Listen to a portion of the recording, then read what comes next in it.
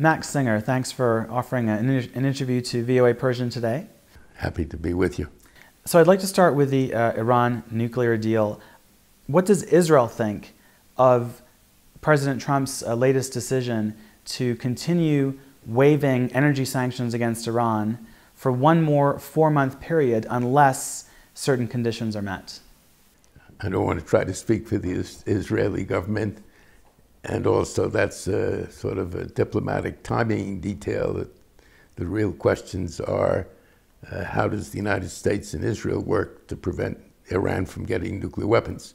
I don't think whether you keep the deal or don't keep the deal, it has much to do with it. The deal was essentially a postponement, and it didn't address the long-term questions, except that it included the Iranian denial that they had nuclear weapons or were trying to get nuclear weapons. So anything that the United States and the rest of the world wants to do to stop Iran is consistent with the deal. What do you think the United States and Israel are actually going to do to achieve that eventual goal of preventing Iran from ever getting nuclear weapons? Well, I think there'll be considerations of military possibilities. I think the idea that a military action would have to destroy all the network of facilities to be effective is wrong. I think that even if it put out of action some portion for a year or 2 years, that would have a big effect because you could do it again, or they might be afraid you'd do it again, or it might change the internal situation. So military action, I think, will still be a possibility and could make a big difference. And the second thing is the implications of the mini uprising or almost uprising that took place in Iran, which I think taught everybody, that is both the Iranian government and the outside world, about the breadth of support, breadth of opposition to the government and to the regime. And I think that understanding is affecting things now and will in the future.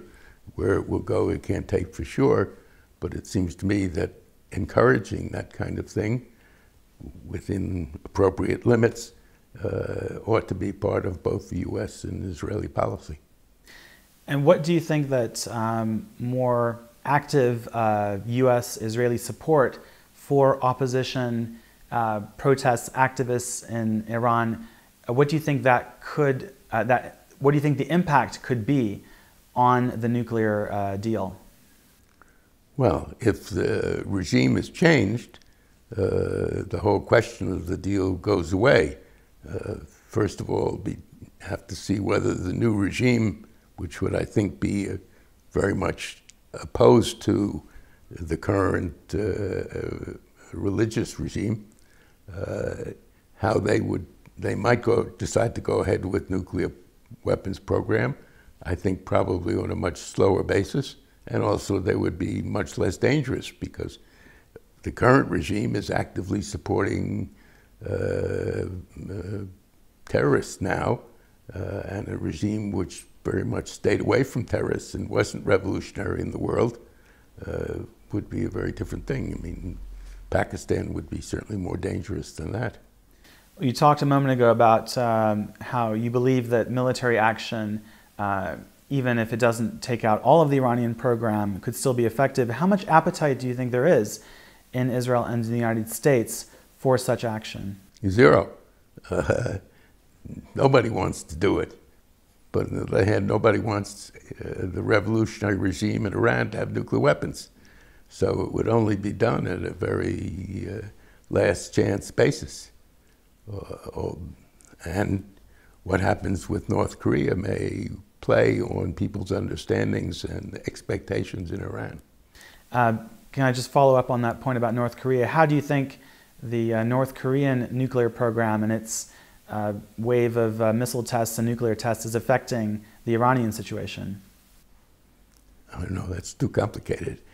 They interact in many ways, and I don't think there's any single direct relationship. It's clear that the North Koreans are helping the Iranians, and the Iranians are helping the North Koreans, and that indicates that they both are are interested in spreading nuclear weapons around the world as getting them themselves, and certainly are not resisting such a spread of nuclear weapons.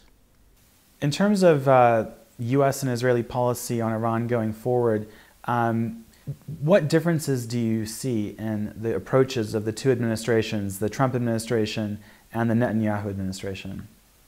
I don't know. I can't tell. I think probably the differences are not about direction or values, but about how to proceed tactically. Maybe we can move on to some other topics.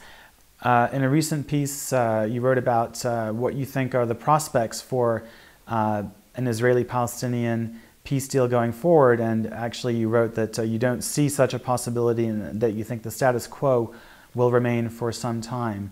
Why do you have such a pessimistic view about the prospects for a deal? Because I think that the occupation is the Palestinians' best weapon against Israel, and they're not prepared to give up that weapon, that status of being occupied, according to them. It's questionable whether it's real occupation. But they're not willing to give up that status and that political claim unless Israel is willing to let them put in millions of refugees and destroy Israel as a democratic Jewish state. So that's their position. They prefer occupation to peace. And so Israel has no choice about it.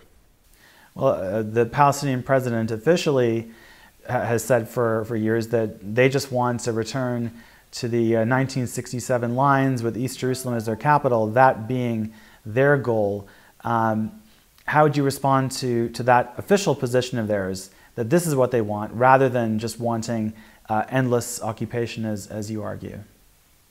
Well, the key thing is the refugees. They demonstrate by refusing to let the refugees live normal lives and keeping them in theoretical refugee status. And if they're willing to make a settlement, they can show it by providing a humanitarian solution for the refugees. But they haven't done that. They're keeping alive their claims that all these people have a right to go to Israel, not go back, because almost all of them have never been there. They have a right to go to Israel, and that right would be deadly for Israel. So they're not interested in making peace with an Israel that survives. If I could just finish up with the Jerusalem issue. The United States has recently declared that Jerusalem is the capital of Israel and begun the process of moving the U.S. Embassy from Tel Aviv to Jerusalem. There was a negative reaction in the region to Trump's decision on Jerusalem with Arab protests, and Iran also made some very critical statements about the move. What do you think of those reactions from the Arab world and from Iran? Well, it's to cater to the Arab world that the U.S. has in the past not recognized Jerusalem as the capital of Israel. That was part of the diplomatic convenience policy that I talked about. And Trump is now starting a policy of truth, recognizing the reality. The other countries didn't want to do that. They liked the old policy.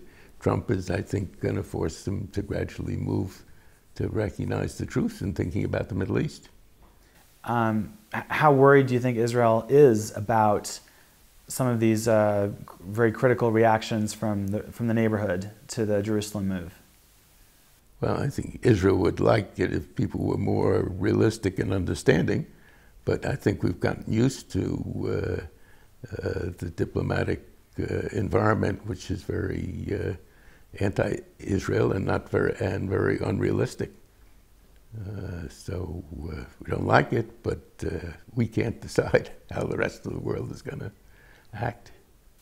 Well, Max Singer, thank you very much for speaking to VOA Persian. Yeah, happy to talk to you.